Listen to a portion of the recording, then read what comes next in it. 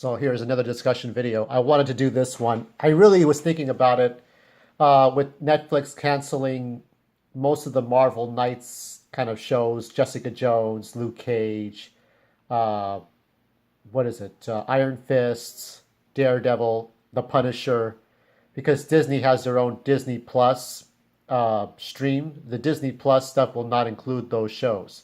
They're going to have like a I think up to PG-13 type of. I don't know what the rating system would be on net. The rating system is on.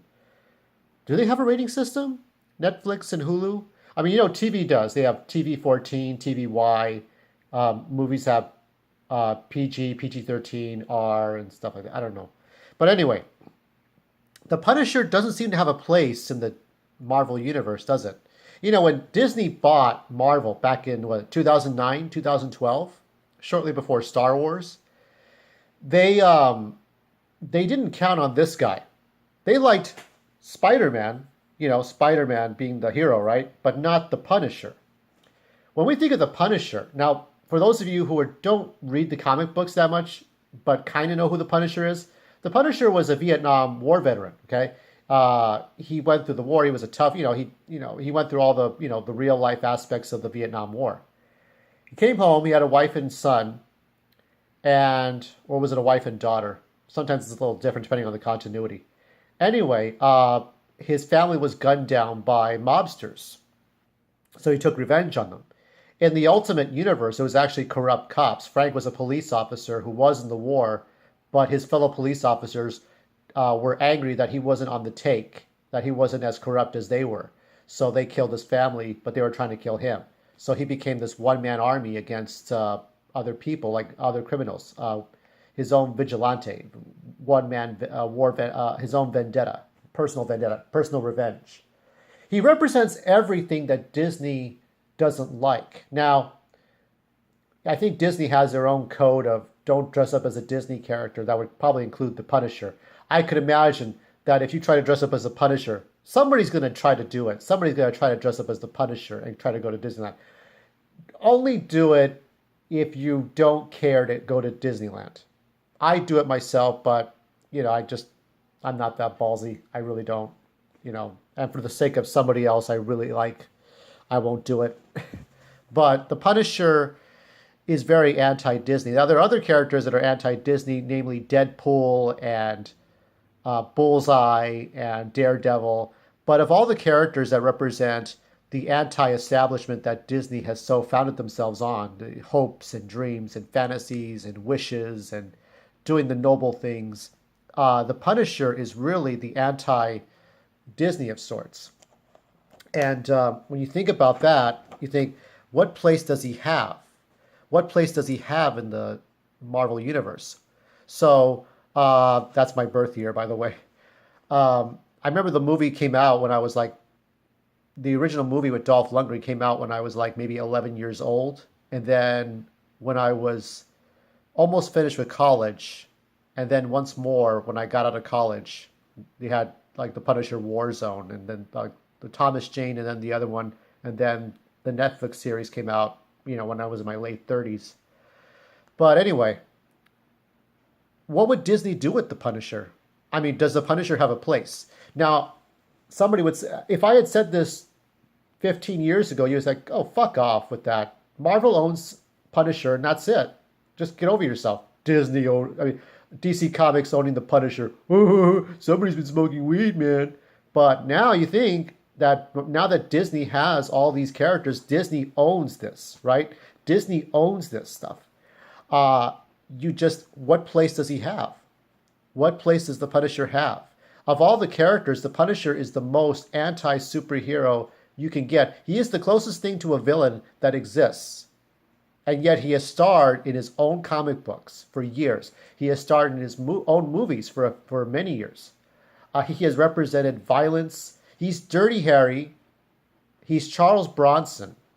He was based on a Don Pendleton, who was an author called the Exterminator, the Enforcer, the Exterminator. I think it was called the Exterminator. He's basically like that gritty cop that just plays by his own rules. And how many Disney movies do you know have that kind of content? So there's no way, it's just, there's no way in hell. It just wouldn't work. So when I think about Punisher, I think this is not a character that belongs in Disney or Marvel Comics. Maybe Marvel Comics, but even that's iffy. Like you could stick Punisher in a Secret Wars movie and stick him in the background and make him an operative. But even then, it's not the Punisher. The Punisher is not about playing by the rules all the time. You can make him into a Suicide Squad type of character, but he's still going to do what he wants. The Punisher is still... Disney would only promote him as a background character and not his own character.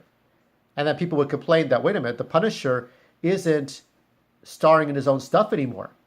That's what's going to happen to Deadpool. Deadpool is going to be a background character in a, let's say, a Secret Wars movie or a Civil War, another Marvel Universe type movie made by Disney, to where you see Deadpool cutting up things, but never cutting up people, never making adult jokes, just kind of being kind of, sort of campy, corny, but not the Deadpool, not by Ryan Reynolds. Sure as hell not him. So Deadpool and Punisher would end up being background characters. That's a sad part too. And so you think about Warner Brothers, and I think about I was watching the history. I'm looking at the history of Batman through all the media and comic books, and you think about some of the Batman cartoons where they say shit. I think if you remember from The Dark Knight, I think he says, Commissioner Gordon says, fuck Dent what he wants, They actually say the F word, they'll say shit, they'll say bitch, there'll be some swearing here and there. I even think the comic books took a step forward and tried to show Batman's genitalia, his little bat, as we call it. So there has been some adult themes going throughout the Batman comic books as time goes on, because Warner Brothers will give liberties to that, so they don't really care too much. Like they'll just say, okay, let that happen, let that not happen. But Disney has always been slightly ruthless, if not hypocritical, about trying to keep very PG themes throughout all their movies. Iron Man, Thor, Spider-Man, X-Men, Quicksilver, and Scarlet Witch, Hulk. They've all represented doing the right things. Even if Black Widow is a bit darker than the Black Widow portrayed by Scarlett Johansson, you can kind of say, well, she's doing the right things for the Avengers. Punisher is just a whole different animal. So if Punisher went to DC Comics, if Disney sold Punisher, or if Disney said, well, here, Warner Brothers, if you want to use the Punisher, you can use him. We're not really going to, that's another thing. That's another likely scenario where it's like, we don't want to use the Punisher because he'd be terrifying to children. So, Warner Brothers, I mean, we're not selling them to you, but if you want to use them, like dangle the carrot, here, just, you want to make a Punisher Batman movie, you want to make a Punisher Superman movie, that's good. You can do that. I mean, no problem. I mean, it wouldn't be such a bad thing. So that's a lot of thought, isn't it? Because you're just wondering. Like I said, if I had said this 15 years ago, most of you would just, flip me off and said, get out of here with this nonsense. But when you see the way the movies are going, Dark Phoenix is going to come out in about 2 months, or 2 or 3 months. And Dark Phoenix is going to be the last X-Men movie without Disney controlling it.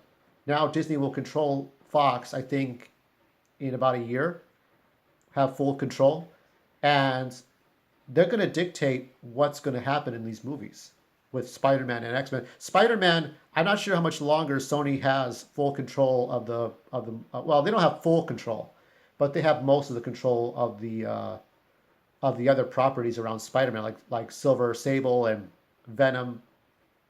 So they're going to try to do something. But I mean, it's the only... While the Venom movies aren't great, I didn't think the first Venom movie... Well, what year is this? 2019? I didn't think the original Venom movie was all that great. But this is one of the few Marvel movies now that's going to not pull its punches and be a little graphic.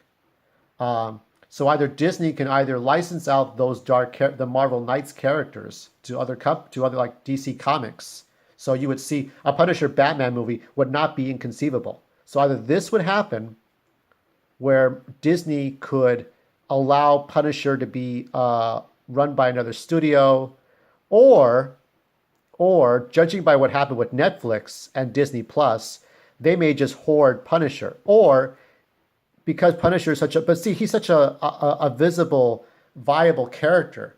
What will end up happening is they may end up selling it. And who would get first dibs? Take a guess. Obviously, it would be DC Comics with Batman. So, show my face again. Okay. So, my final thoughts on this is that it would be kind of funny and strange to see Punisher come to DC Comics if it ever happens. Now, what I'm saying here is complete discussion. It's not based on anything. There was a rumor that Marvel Comics was going to get shut down, and Joe Quesada, the editor-in-chief, said, no, fuck that, that's not happening. I could see a lot of comic books getting thinned out. That has to happen. Maybe some people get laid off. That's a more likely scenario.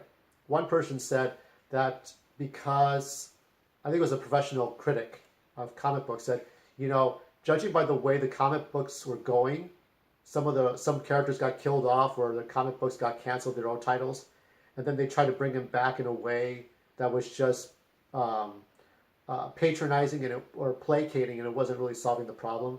So hypothetically, if Marvel Comics were to get shut down by Disney, if Disney were to go bankrupt, it's probably what they deserve. So while it's just rumors, we're still waiting to see what happens with the future of Marvel Comics and even DC Comics. It's really messed up. So the whole thing about DC Comics owning the Punisher is not that funny when you think about it. Punisher is too recognizable a character. He's too recognizable a character to just simply disappear and be like, oh, well, we forgot about him. Like, no, you know, but, you know, you cannot, can you picture, just close your eyes. I want you to close your eyes for about 10 seconds and imagine you're at Disneyland, okay? Right now you're at Disneyland. You see Mickey Mouse waving to everybody in his Mickey Mouse suit, and you see the Punisher, and he gives Mickey Mouse a big hug, like, oh, hey, hi, Punisher, how's it going, you know? And it's like, yeah, I don't think so. But Disney, they buy these things, and they don't understand what they're buying. You know, sometimes they just don't understand this. They twist, they have their own narratives and such, and I'll get into Captain Marvel. Chris Stuckman was very wise with his comments, as well as Andre Blacknerd. See Andre Blacknerd's trailer for Captain Marvel. Shit, that was funny.